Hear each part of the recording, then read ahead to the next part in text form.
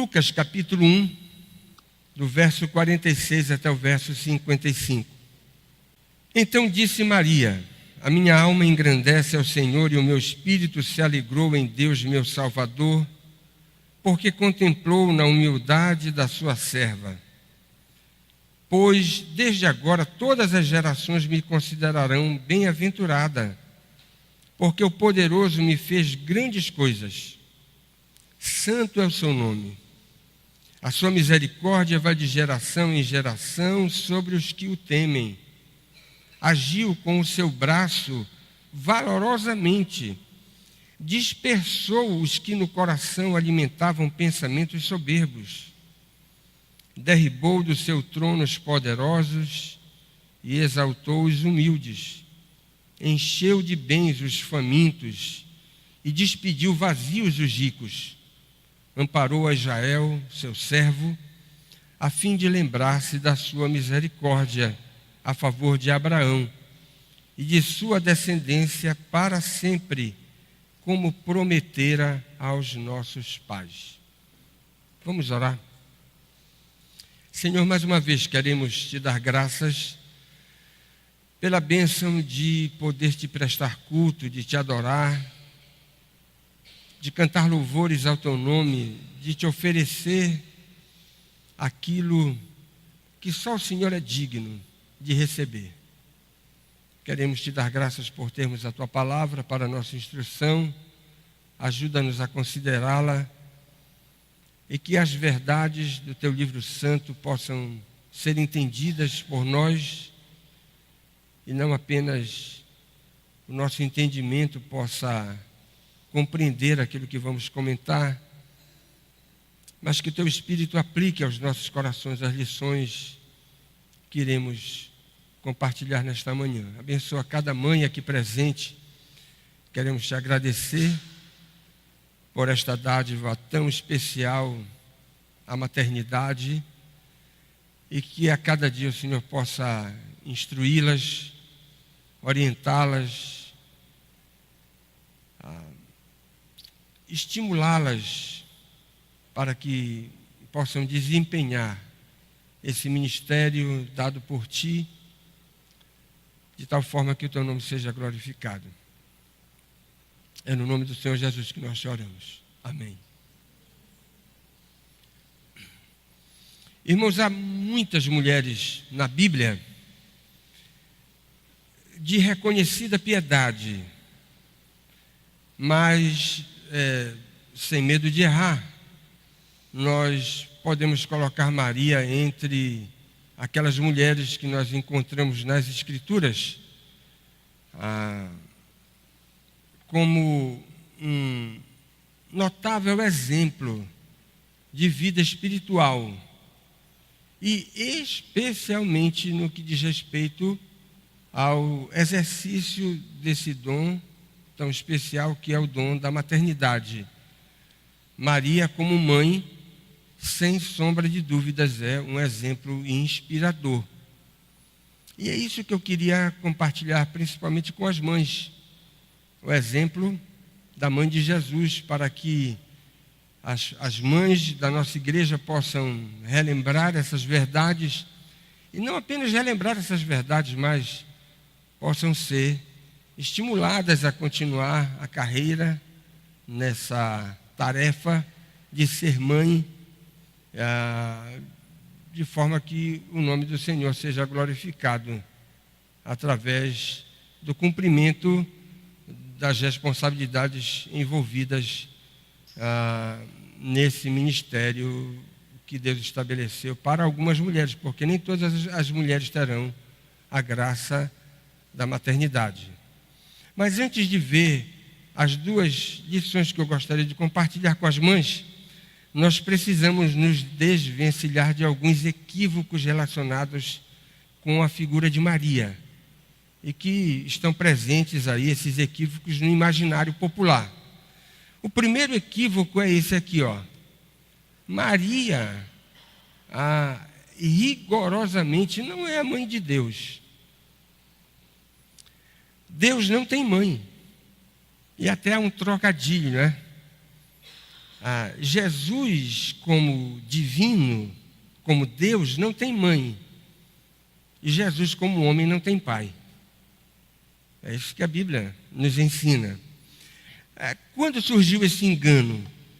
Esse engano apareceu no 5º século, quando um homem chamado Nestório, com o objetivo de enfatizar a divindade de Jesus, o objetivo dele era enfatizar a divindade de Jesus.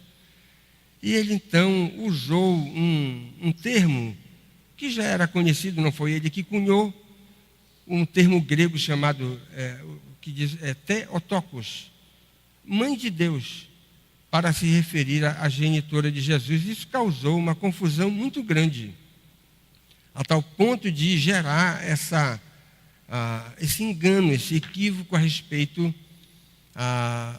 da própria essência da natureza da mãe de Jesus Cristo. E a igreja teve que se reunir para discutir a questão, e em 431 da era cristã, no chamado Concílio de Éfeso, a igreja como um todo condenou essa heresia.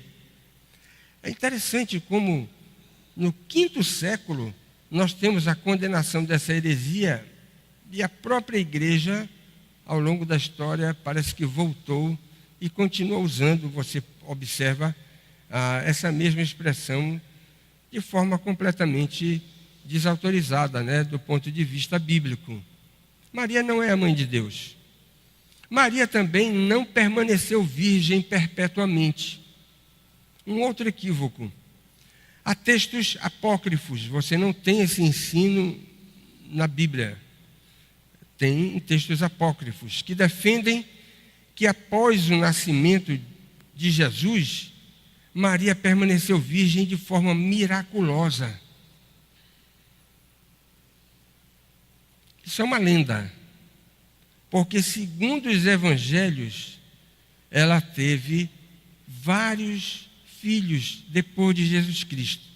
E preste atenção, eu vou lhe dar 3 textos nos evangelhos, que não são textos paralelos. São textos dos evangelistas em ocasiões diferentes do ministério público de Cristo, onde os evangelistas dizem, olha, Jesus tinha irmãos. Nós temos Mateus 13:55, Marcos 3:31 e João 7, o verso 5.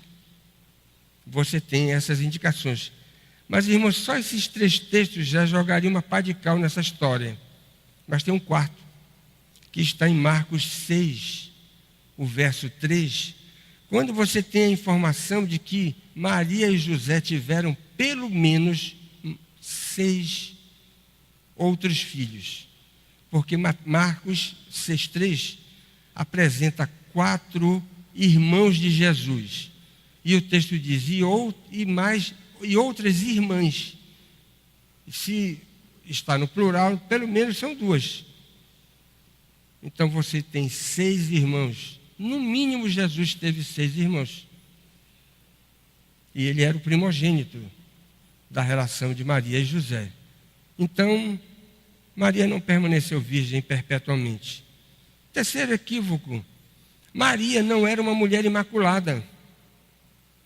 Esse é o dogma da Imaculada Conceição.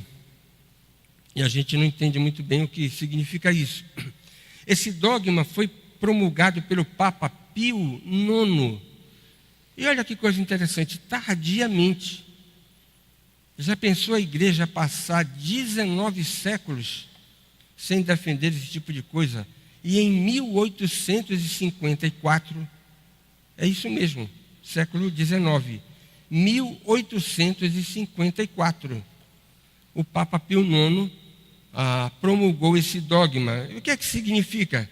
Significa que após a concepção de Cristo, também de forma miraculosa, Maria deixou de ter uma natureza corrompida. O dogma diz, o nascimento de Cristo foi tão miraculoso que extirpou de Maria a sua natureza pecaminosa, a sua natureza corrompida. e ela passou a experimentar aquele estado de inocência que somente Eva experimentou no paraíso. Esse é o chamado dogma da Imaculada Conceição. Mas, irmãos, reconhecidamente, essa elaboração não tem qualquer fundamento bíblico.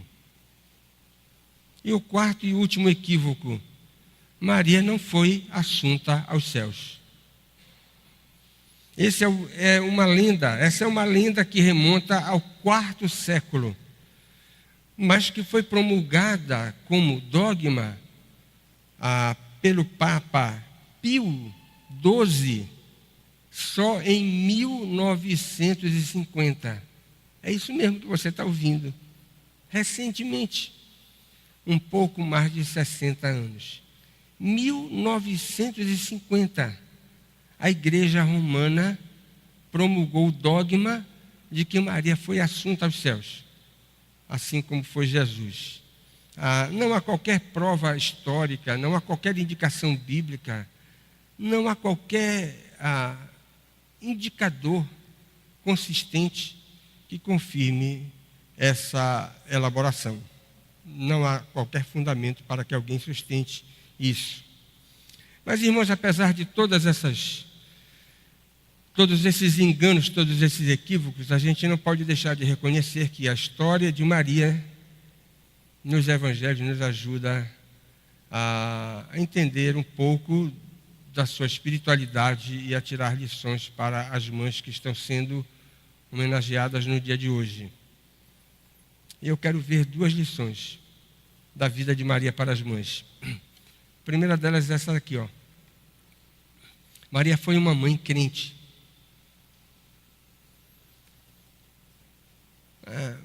Talvez não. Com absoluta certeza, se ela tivesse viva depois de 1950 ou tivesse a oportunidade de dar a sua opinião a esses equívocos, ela certamente iria reconhecer esses enganos elaborados pela igreja como alguma coisa ridícula, com absoluta certeza. Irmãos, aquilo que a gente mais pode enfatizar da vida de Maria, sem sombra de dúvidas, era a sua espiritualidade autêntica. Esse é o traço mais importante da sua biografia. Sabe por quê?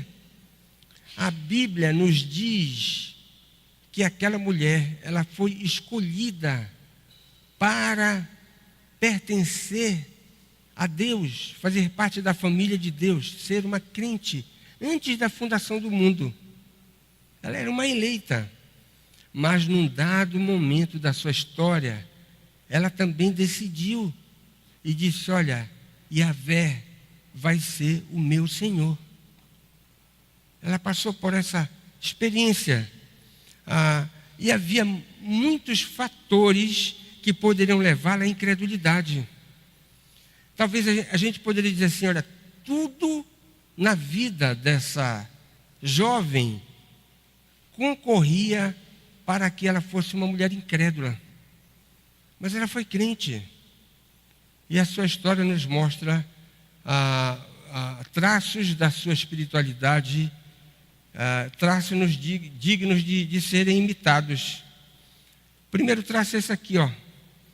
Maria demonstrou ser crente muito jovem. Segundo algumas fontes extrabíblicas, ela era uma adolescente com um pouco mais de 12 anos. Não estranhe isso, porque na verdade essa era a cultura judaica daqueles dias, quando ela ficou noiva de Jesus, um pouco mais de 12 anos. Era uma menina. E preste atenção nisso. Não foi a concepção que fez dela uma crente. Ela se tornou crente porque ela foi objeto de uma obra sobrenatural da parte de Deus.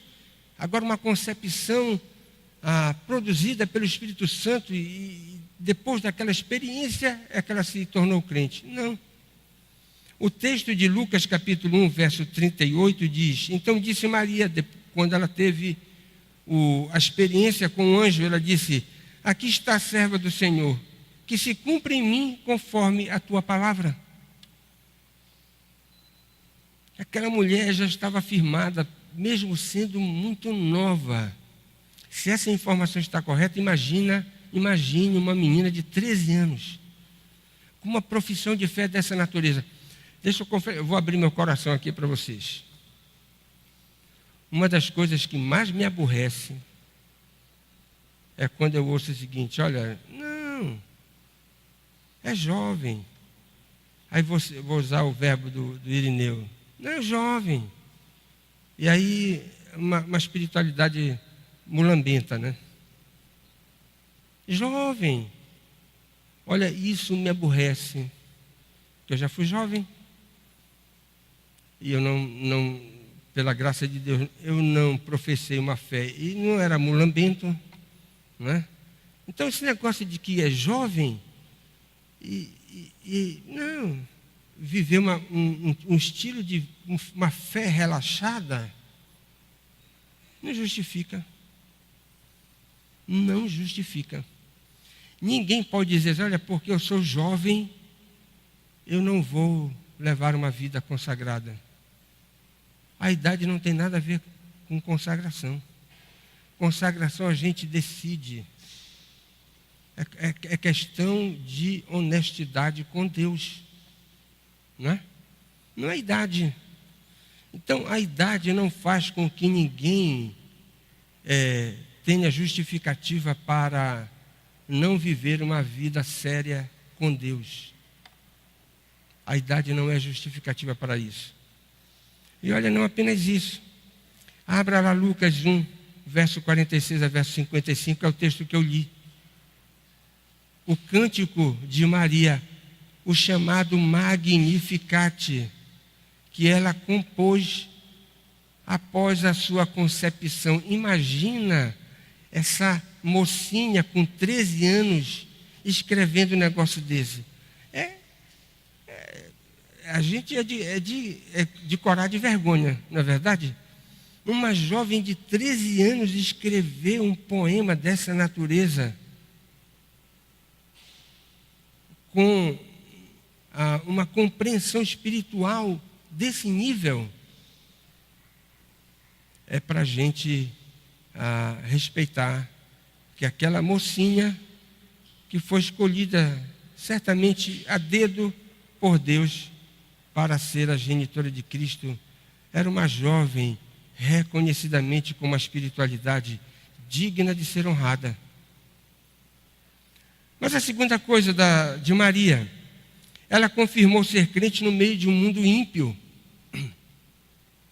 Irmãos, naqueles dias, se a gente poderia dizer o seguinte, vamos analisar o mundo dos dias de Maria. Será que o mundo dos dias de Maria favorecia de alguma forma para que ela fosse crente no Deus de Israel? A resposta é radicalmente não. Todos os homens, no sentido geral, o mundo daqueles dias estava caminhando de costas para Deus. Não queriam saber de Deus, especialmente a nação escolhida. Eu não vou nem falar dos romanos, não vou falar nem dos gregos. Vamos falar dos judeus, as três principais nações que formavam o mundo da época. Vamos olhar para a nação escolhida. A nação escolhida estava de costas para a revelação de Deus. Apenas um remanescente fiel estava conservando a fé que havia sido revelada aos patriarcas, aos profetas, aos reis. Apenas um pequeno grupo. E olha que coisa interessante. Esse grupo estava andando na contramão. Aí você diz assim, Maria estava nele. Ela fazia parte do remanescente fiel. Então, outra coisa que também a gente precisa mencionar, não é? Mas hoje é muito difícil ser crente, principalmente ser um jovem crente num mundo virado de cabeça para baixo. Mas sempre foi assim. Esse negócio de dizer que o mundo está terrível e um jovem não pode ser crente no meio de um mundo terrível é papo furado. Sempre foi. Não importa quanto o mundo esteja de cabeça para baixo, sempre será possível para aqueles que são jovens viverem de forma piedade no meio de uma sociedade absurdamente corrompida. Basta dizer, olha, eu não quero isso para a minha vida. Eu sou jovem, mas não quero ser súdito do mundo. Eu vou ser escravo de Jesus. E é infinitamente melhor ser escravo de Jesus do que súdito do mundo. Maria tomou essa decisão. Ela fazia parte do remanescente fiel. Terceiro, Maria ficou sozinha na direção espiritual da sua família.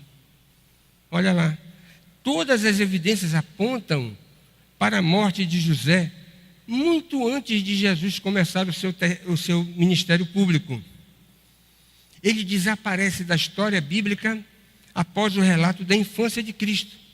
A última referência que nós temos a José no Evangelho de Lucas é no capítulo 2, verso 48. Por ocasião da crucificação, Maria é recomendada para ficar sob os cuidados do apóstolo João. Isso ficaria sem sentido se ela tivesse ainda o seu esposo para cuidar dela.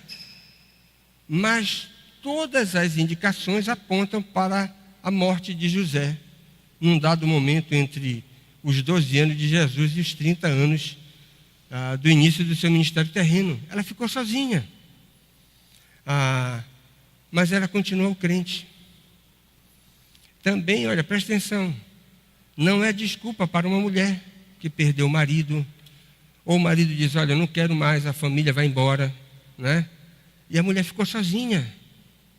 Não é desculpa para que essa mulher continue crente e crie os seus filhos de forma correta, servindo a Deus, independentemente de todas as coisas. Maria é um exemplo disso.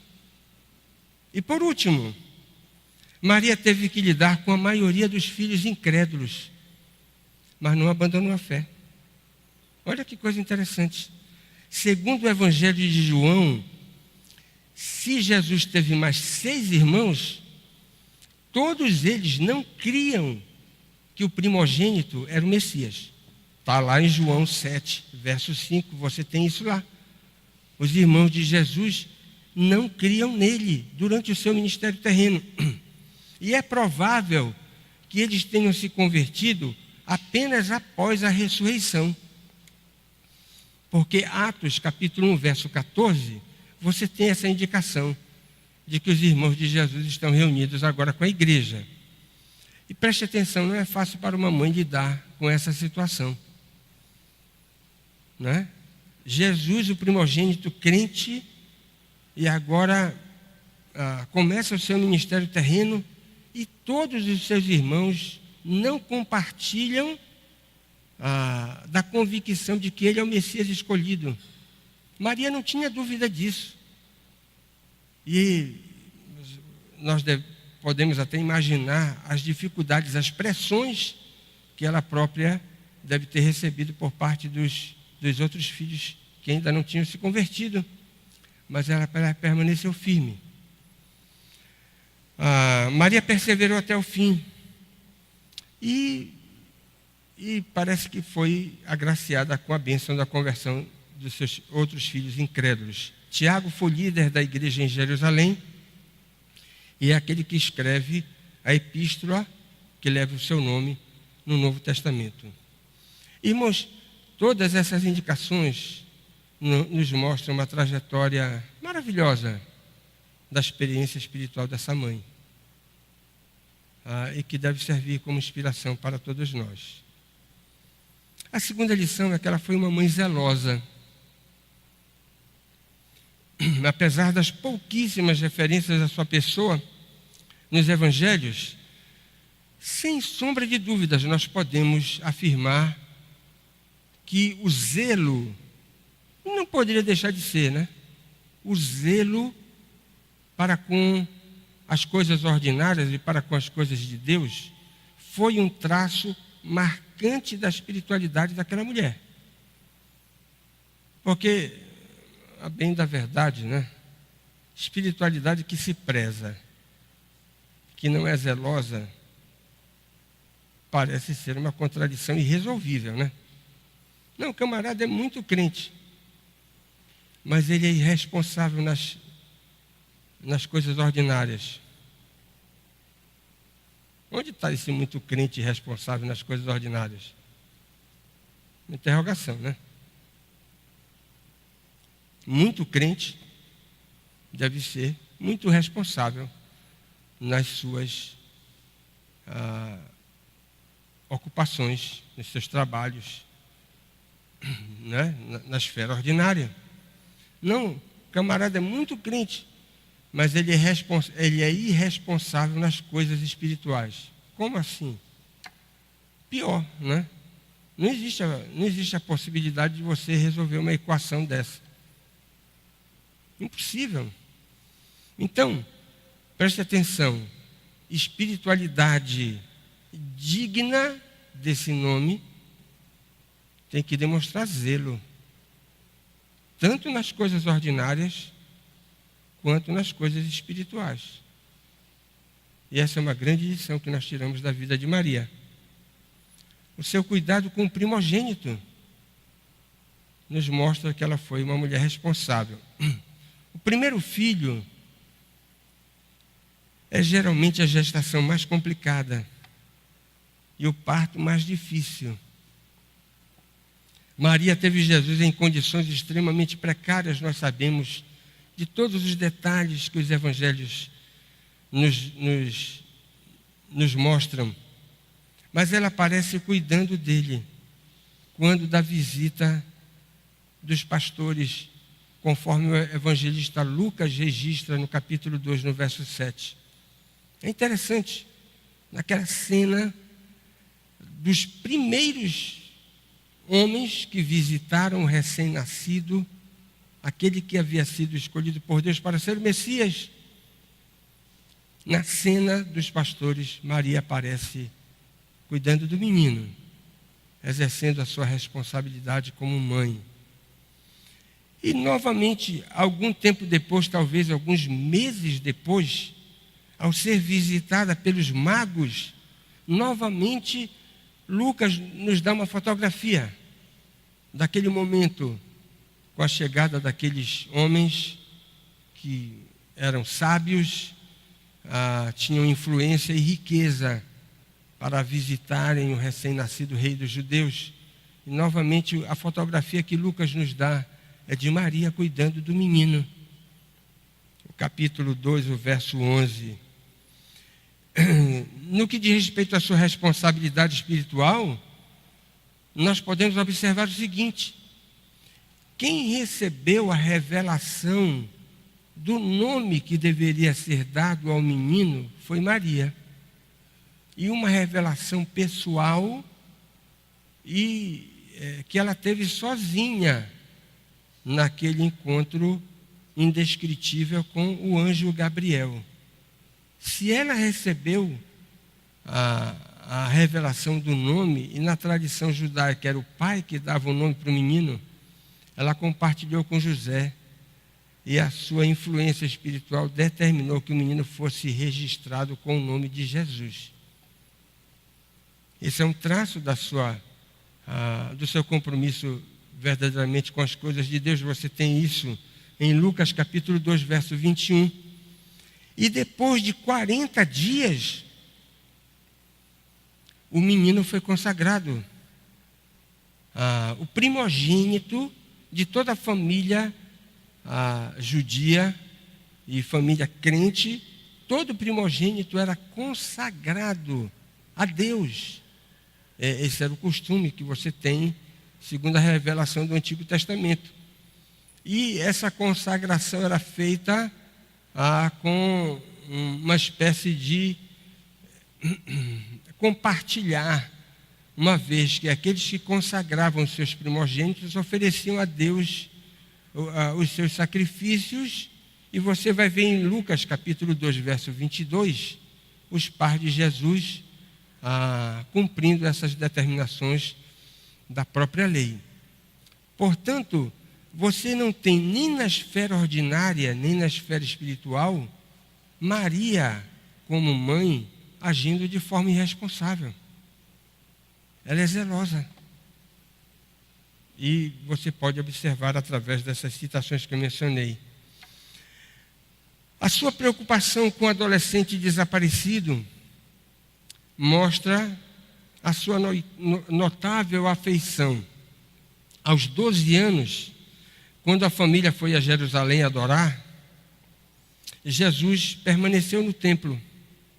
Nós não podemos interpretar desse episódio alguma falha dos pais, alguma negligência, uma vez que o texto sagrado esclarece que Jesus, apesar de ter consciência plena do seu messiado, preste atenção nisso, é um detalhe interessantíssimo da história.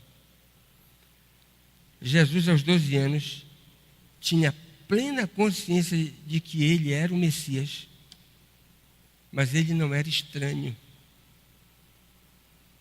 Ele não era Dalton, né? Ele era um ser sociável. É muito interessante esse versículo de Lucas, capítulo 2, verso 44. Na caminhada de Nazaré para Jerusalém, Jesus ia conversando com seus parentes e com seus conhecidos. Não era estranho, não se isolava, era sociável. E aí, os seus pais interpretaram, no retorno depois da visita a Jerusalém, que ele poderia estar fazendo a mesma coisa que, porventura, ele fez na ida, conversando com parentes e companheiros de viagem. E é por isso que eles não perceberam a ausência do menino, já do garoto, né? Um adolescente. Ao perceberem sua ausência, voltaram e o encontraram discutindo com os doutores no templo. O que nos chama a atenção é que, quando os pais de Jesus o encontraram nessa situação, você tem um registro da fala de Maria, no verso 48, registrando a sua aflição e a confirmação de que aquela mãe estava não apenas aflita, mas a sua aflição confirmava que ela tinha um cuidado especial para com aquele garoto, se importava com o bem-estar do seu próprio filho. Apesar de ter sido gentilmente censurada pelo próprio Jesus, o texto nos mostra que ela tinha um profundo cuidado para com aquele garoto, para com seu filho. Terceiro, a sua reação por ocasião do primeiro milagre demonstra respeito espiritual. Olha que coisa interessante. Sem dúvidas, para as mães, para os pais de uma maneira geral, uma das tarefas mais difíceis envolvendo a criação dos nossos filhos, especialmente o crescimento deles, é reconhecer a cada fase do amadurecimento deles os níveis de responsabilidade que eles precisam exercitar. Na linguagem geral, é ter sabedoria para ir soltando a corda devagarinho, mas soltando mesmo, não é? Você não pode largar a corda de uma vez, senão você vai ter problema. Mas você também não pode ficar prendendo. Não é saudável que pais, e aqui eu estou colocando pais no plural, mas principalmente mães, às vezes desenvolve uma espécie de dependência, né? Prendendo os filhos de uma forma não saudável, né? Além da conta, e atrapalham a maturidade dos próprios filhos. Olha que coisa interessante, o episódio de Caná da Galileia nos traz uma instrução sobre isso. Nós precisamos reconhecer que os nossos filhos crescem, e à medida que eles vão crescendo, eles precisam ser submetidos, precisam ser respeitados na maturidade que eles vão desenvolvendo. O episódio em Caná da Galileia mostra Maria sendo duramente testada nesse aspecto. Ela é até mansamente repreendida por tentar controlar o filho. Você tem João 3, capítulo 2, verso 4, essa informação. Mas ela cedeu, humildemente. E ela então afirmou a autoridade dele. Ela queria controlar. Mas ele disse, a questão é comigo, a responsabilidade é minha. E ela então recua, humildemente, e resolve compartilhar com os serventes da festa que quem tem autoridade é ele. Que história interessante, no verso de número 5. Irmãos, os filhos crescem não apenas na esfera ordinária, mas crescem também na vida espiritual. Uma boa mãe saberá reconhecer a cada fase do filho esse amadurecimento e vai soltando a corda na medida adequada. Eu costumo ilustrar o seguinte, nós não vamos ter tempo, talvez eu fale sobre isso já em junho, né? Mas a gente pensa que mimar filhos é uma boa coisa, mas não é. Nós não podemos exercer um controle, uma espécie de dominação, né, excessiva sobre a vida dos filhos, porque isso não dá certo. E a ilustração que me veio à mente já há algum tempo é fazer isso. É como você comprimir uma mola. Então você comprime a mola significa que o filho vai estar debaixo da sua mão. Até quando você estiver comprimindo a mola. Quando o filho sair debaixo do seu controle, a mola vai pular. E, irmãos, a gente já viu esse filme muitas e muitas vezes. Muitas e muitas vezes. Essa é uma das tarefas mais difíceis da criação de filhos. Você investir no amadurecimento deles para que eles possam, a cada fase, exercer a própria autoridade na condução das decisões que eles precisam tomar e não ficarem eternamente debaixo da sua tutela, porque isso não é saudável. Aqui o episódio de Caná da Galileia nos dá uma instrução maravilhosa sobre isso. Maria até quis controlar Jesus, mas ali ele cortou o cordão, né, umbilical. Disse, chegou a minha hora é chegada. E você tem o primeiro milagre de Jesus sendo realizado naquele casamento em Caná da Galileia. E por último, a sua presença serena durante o drama do Calvário. Irmão, sem sombra de dúvidas, essa é a moldura final da espiritualidade dessa mulher que nós temos sendo apresentada nos evangelhos e no início do livro de Atos. Não é natural para pais enterrarem seus filhos. Isso é antinatural. O natural é que filhos enterrem seus pais, e não o contrário. E, na verdade, essa é uma das experiências mais dolorosas que alguém pode experimentar. E se você pensar no caso de Jesus, você tem uma história com dimensões inimagináveis. Se para uma mãe comum enterrar um filho já é doloroso, imagine o que foi para Maria presenciar a própria morte de Jesus, o Messias, que ela sabia quem era. E o relato que os evangelistas nos dão do comportamento dessa mulher no Calvário é digno de nota.